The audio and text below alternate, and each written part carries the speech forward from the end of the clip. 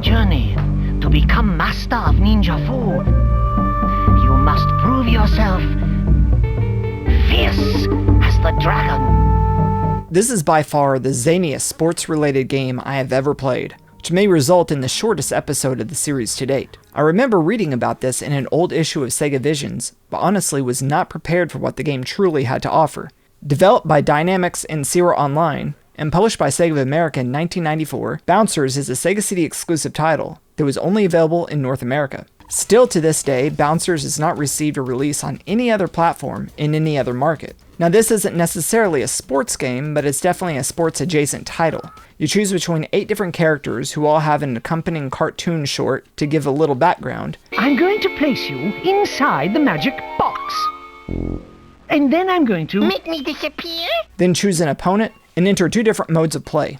Tournament mode, you play your opponent in a series of 4-quarter matches at various courts randomly populated, and then challenge mode is basically an exhibition mode, where you can choose the court that you compete on in a one-off 4-quarter match. And there are a few options that you can modify as well for either mode, as in enabling music, the amount of power-ups, how short the quarters are, and a difficulty. So how the game works is your character literally is a basketball, so you have to use the physics of rubber collision to get enough air to land in the basket. Thankfully, it doesn't matter which basket, any basket earns points. They gave the characters very realistic physics, so if you jump, you may bounce a few times until you've expended all that energy. And trying to score is easier said than done because the trick is to collide with your opponent, and that collision causes you to get decent air so you can sink a basket. And it seems like the CPU had a heat seeker aimed for all the power-ups, especially if they got the anti-gravity power-up. At that point, you're just totally screwed.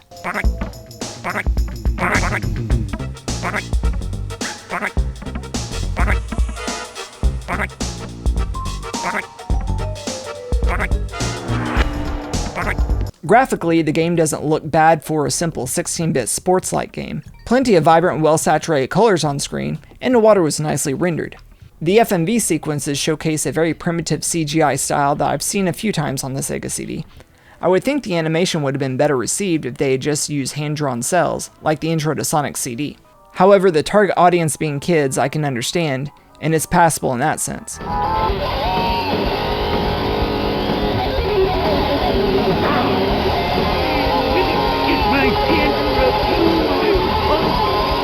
There were 8 different areas to compete in: a haunted graveyard, an ice cap, a sunken shipwreck, an inner city apartment, an island coast, a Greek Parthenon, and the moon. The backgrounds offered no parallax scrolling, and they were mostly flat, but for the most part they were nicely drawn up with good display of on-screen color and detail. Each area has hazards that can impede your progress as well, so you need to be mindful of that. And very surprisingly, the game did give the option to enable or disable background music while playing.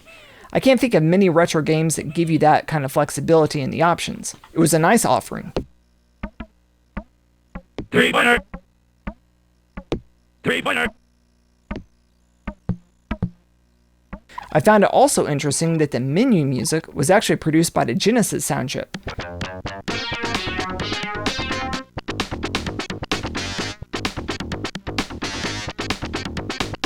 Also something that wasn't usually portrayed on the Sega CD. As for the soundtrack, like most other B and C tier Sega CD games, really was the best part of the game. Some of these tracks were really nicely executed and have a strong 90s nostalgia to the compositions therein.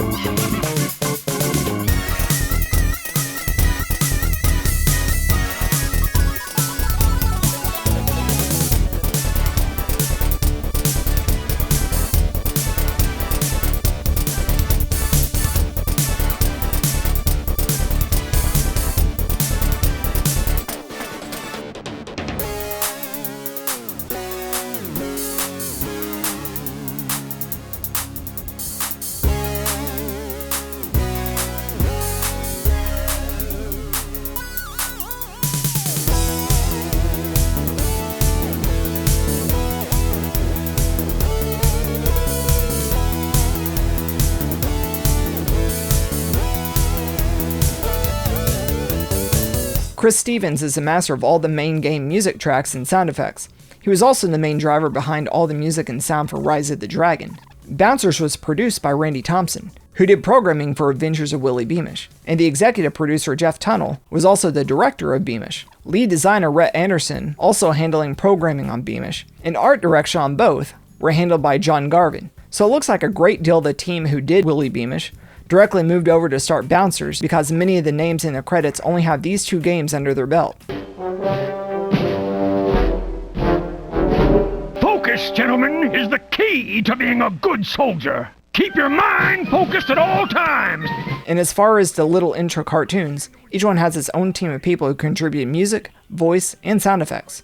Also to note, some voice acting work has contribution of the one and only Mark Hamill. I have arrived in the nick of time. Two cunning and deadly arch foes, and only I stand between them and their diabolical plot. Spare no expense. It took me about 30 minutes of playing before I finally started to grasp the game mechanics. Apparently, the best approach is to run towards your opponent and tap A immediately when you reach them to do a bounce off and then aim for the basket. But the success rate on that was still hit and miss, and I still ended up losing more matches than winning. I would imagine against another human it's probably a more even experience, as you're both on equal footing. Alright, you're going down now. Boom! That's what it's about. That's what it's about.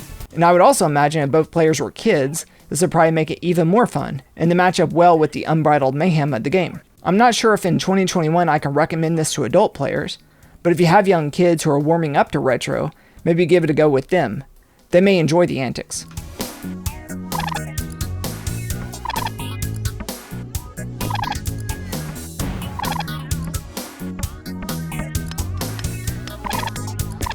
Radical.